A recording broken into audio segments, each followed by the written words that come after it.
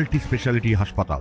মেঘবেলা লাইভে আপনার পছন্দের টিভি চ্যানেলস সম্পূর্ণ বিনামূল্যে, শুধুমাত্র মেঘবেলা ব্রডব্যান্ডের কানেকশনের সঙ্গে। মেঘবেলা ব্রডব্যান্ড, বাংলার ঘরে ঘরে। রবিবার সকালে নিউ টাউনের ইকো পার্কে প্রাতঃভ্রমণে এসে বিজেপির প্রাক্তন রাজ্য সভাপতি দিলীপ ঘোষ সাংবাদিকদের করা নানান প্রশ্নের উত্তরে তিনি বলেন, শ্রমিক দা পার্টির স্পোক্সম্যান, উনি যেটা বলেছেন সেটা পার্টির বক্তব্য।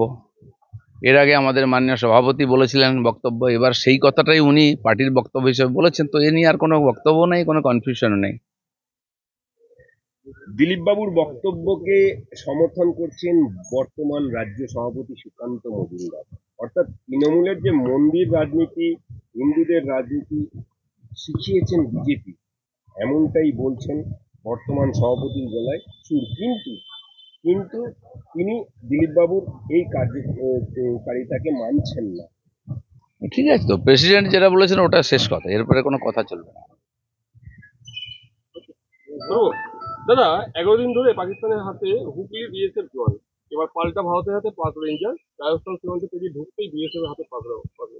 দেখুন, প্রত্যেক দেশের বর্ডারে খোলা জায়গায় মাঝে মধ্যে এরকম ঘটনা ঘটে। বাংলাদেশের সঙ্গে হয়েছে, আর ওই মরুভূমি এলাকায় এরকম সময় সীমা বোঝা যায় না, হয়ে যায় হয়তো ভুল করে বা সন্ধ্যার দিকে কেন চলে গেছে বা এ কেন এসেছে, এটা ওখানে ফ্ল্যাগ মিটিং হয়, এসব নিয়ে কথাবার্তা হয়। এর আগেও গেছে, এসেছে, আর আমরা তো পাইলটকেও নিয়ে এসেছি যে আক্রমণ করতে গেছিল। সেই জন্য সরকার এর ব্যাপারে কাজ করছে। আমার মনে হয় দুজনেই আর সুরক্ষিতভাবে নিজের দেশে ফিরবেন। চন্দননগরে গ্রেপ্তার পাক নাগরিক ফতেমা বিবি 45 বছর ধরে চন্দননগরে থাকেন। 1980 সালে টুরিস্ট ভিসা নিয়ে ভারতে প্রবেশ করেছিলেন, তারপর আর ফেরেননি।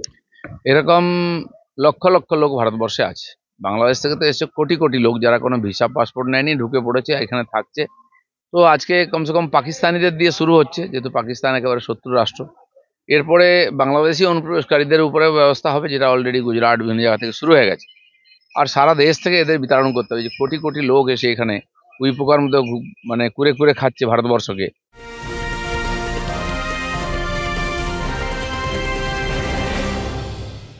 উত্তর 24 পরগনা ও তার আশপাশের এলাকার মানুষের সেবায় ক্যাথ ল্যাবের মতো অত্যাধুনিক সুবিধা নিয়ে পরিষেবায় ব্রতী সারদা মাল্টি স্পেশালিটি হাসপাতাল।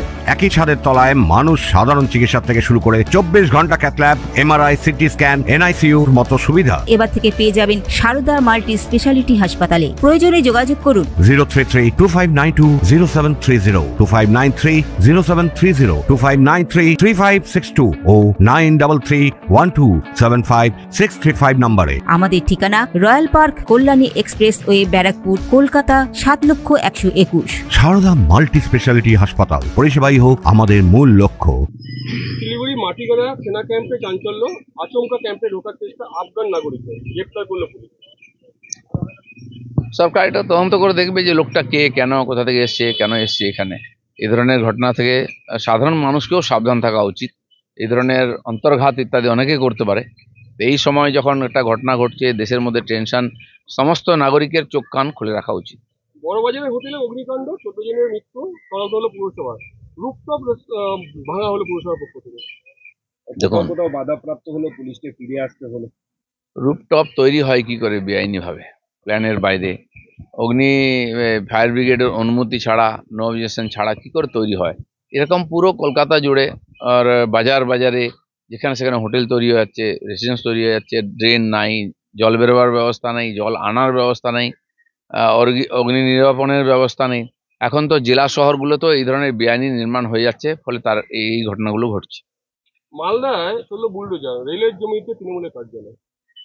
সারা পশ্চিমবঙ্গ জুড়ে হাজার হাজার কার্যালয় টিএমসির জমি দখল করে হয়েছে বেআইনিভাবে। রেলের জমি, পিডব্লিউডি জায়গা, ইরিগেশনের জায়গা, যতগুলি অফিস আছে, আমি তো বলছি টিএমসির যে হেড অফিস আছে না, সেটাও বেআইনিভাবে কবজা করে তৈরি করা।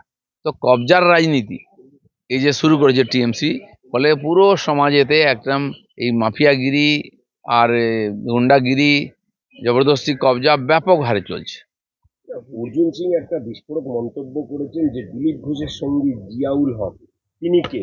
তিনি একজন স্মাগলার, তৃণমূলের সাথে বিশ্বাসের ঘনিষ্ঠ। এই জিয়াউল হককে নিয়ে কেন্দ্রীয় এজেন্সি নিয়ে দাঁড়ে ঘুরে বেড়াচ্ছেন দিলীপ ঘোষ। না, জিয়াউলের মতো 1000-এর বেশি লোককে আমি বিভিন্ন সংস্থায় প্রতিনিধি করে পাঠিয়েছি। কারণ যে ক্ষমতায় থাকে সরকারের, সে পার্টি রেকমেন্ড করে, নাম পাঠাই আমরা। এখনও প্রায় 40টা ডিপার্টমেন্টের ডাইরেক্টর চেয়ারম্যান আছেন আমাদের কর্মী বা আমাদের সাপোর্টার বা এই ধরনের বিশিষ্ট মানুষ যারা সমাজের তারা রাজনীতিবিদও নন। সন্ময় ব্যানার্জিও এরকম একজন আছেন, কঙ্কন রেলের চেয়ারম্যান আছেন। তো তারা কেউ কেউ সম্মানিত পান, কেউ কেউ সম্মানীয় সদস্য। তো জিয়ারুল হচ্ছে দিশা কমিটির মেম্বার, তাকে আমি জানি, অনেক দিন ধরে জানি, এবং কেন্দ্রীয় মন্ত্রী তাকে করেছেন।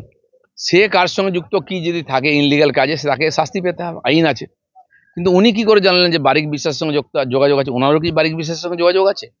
আমি যদি বলি আর অর্জুন সিংয়ের লালার সঙ্গে যোগাযোগ আছে, নিয়মিত কয়লার টাকা নেয়।